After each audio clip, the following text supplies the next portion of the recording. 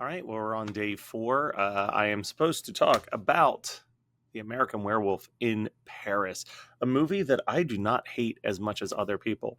Now, a little bit of a backstory. I saw this before I saw American Werewolf in London. This was one of the first horror movies I ever watched.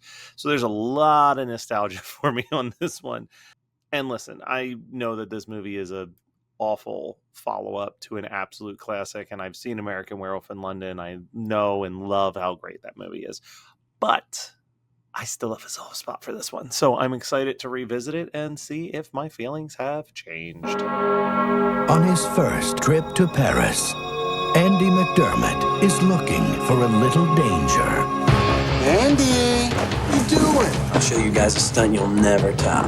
But tonight, Andy, this is madness. You're gonna get yourself killed. there's nothing more dangerous than falling for the wrong girl. No, don't.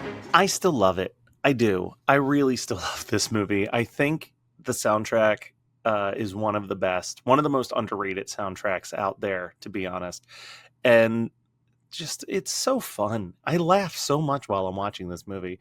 I know that it's not a good movie, right? The concept is a group of extreme sports guys go to Paris with the goal of jumping off the Eiffel Tower.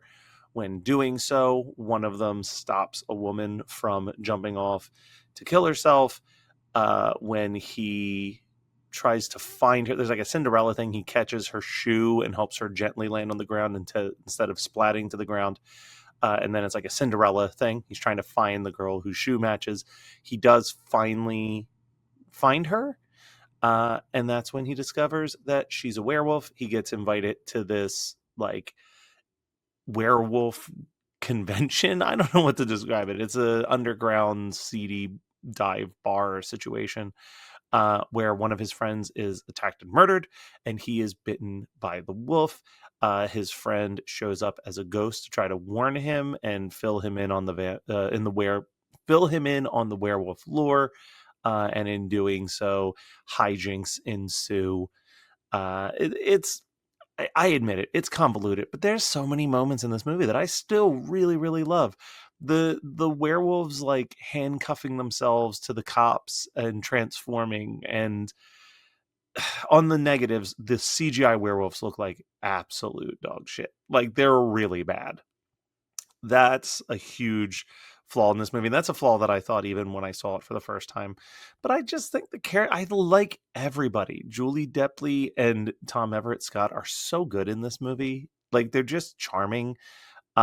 His best friend as a ghost is still like one of my favorite characters in any horror movie. I think that there's a lot of fun in this movie that kind of gets forgotten because it's such a weaker sequel to such a beloved horror comedy. But I'm telling you, go revisit this one. I was so pleasantly surprised that I still, almost 40 years old, love this movie as much as I love this movie.